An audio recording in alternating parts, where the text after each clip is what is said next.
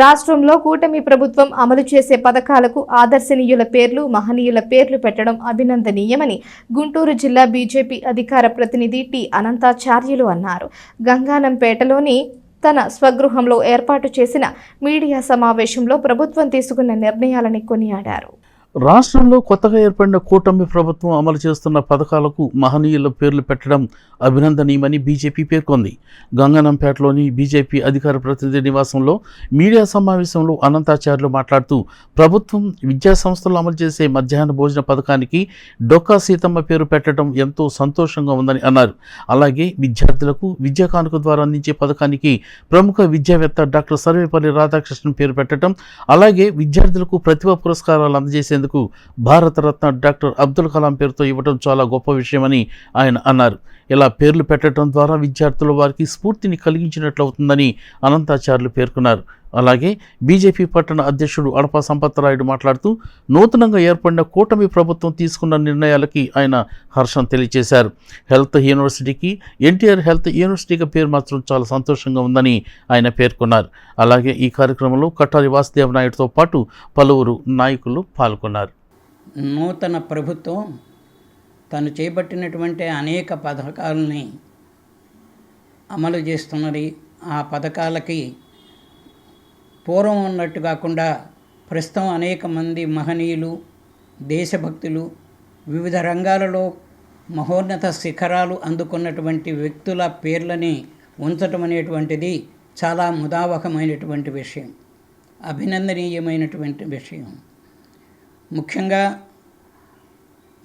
పిల్లలకి, విద్యార్థులకి మధ్యాహ్నం పూట భోజన పథకం ఉంది. ఎందరో విద్యార్థులకి, కొన్ని లక్షల మంది విద్యార్థులకి ఆ పథకం ద్వారా మధ్యాహ్న భోజనాన్ని అందించడం జరుగుతున్నది. ఆ పథకానికి డొక్కా సీతమ్మ గారి పేరు మీద ఆ పథకానికి పేరు పెట్టి అమలు చేస్తున్నారు. ఆమె గొప్ప అన్నదాత. ఒకప్పుడు ఆమె చేతుల మీదుగా కొన్ని లక్షలాది మందికి అన్నదానం చేసింది. ఎంతో పేదలకి, ఎందరికో ఆమె అన్నదానం చేయడం జరిగింది. అటువంటి మహనీయమైనటువంటి ఒక అన్నదాతలకి స్ఫూర్తి ప్రదాత అయినటువంటి ఆమె పేరు మీద, డొక్కా సీతమ్మ గారి పేరు మీద ఆ పథకాన్ని అమలు చేయటం అనేటువంటిది చాలా ముదావహమైనటువంటి విషయం. అంతేకాకుండా విద్యార్థులకు ప్రతిభా పురస్కారాలు అందించడం జరుగుతుంది.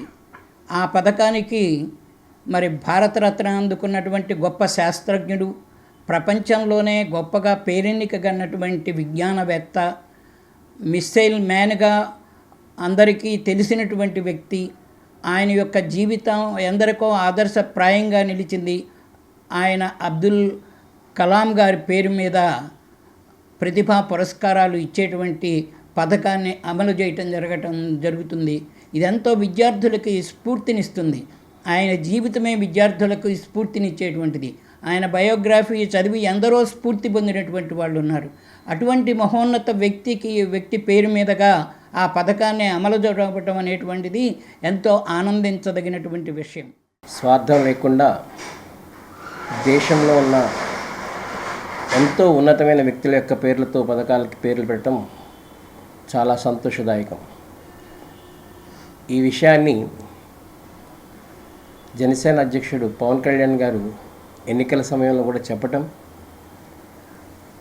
ఆ యొక్క అంశంతోనే ఈ రోజున రాష్ట్ర ప్రభుత్వం విద్యార్థులకు ఇచ్చే విద్యా కానుకకి సర్వేపల్లి రాధాకృష్ణ గారి పేరు పెట్టడం, వారికి మధ్యాహ్నం అందించే మధ్యాహ్న భోజన పథకానికి డొక్కా సీతమ్మ గారి పేరు పెట్టడం, వారికి ఇచ్చే ప్రశంసా పురస్కారానికి మహనీయుడు అబ్దుల్ కలాం గారి పేరు పెట్టడం చాలా చాలా చాలా సంతోషం.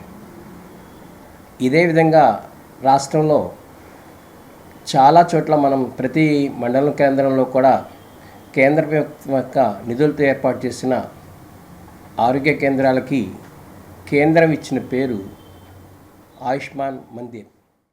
ఆంధ్ర ప్యారిస్ అనే పేరు పెట్టారు.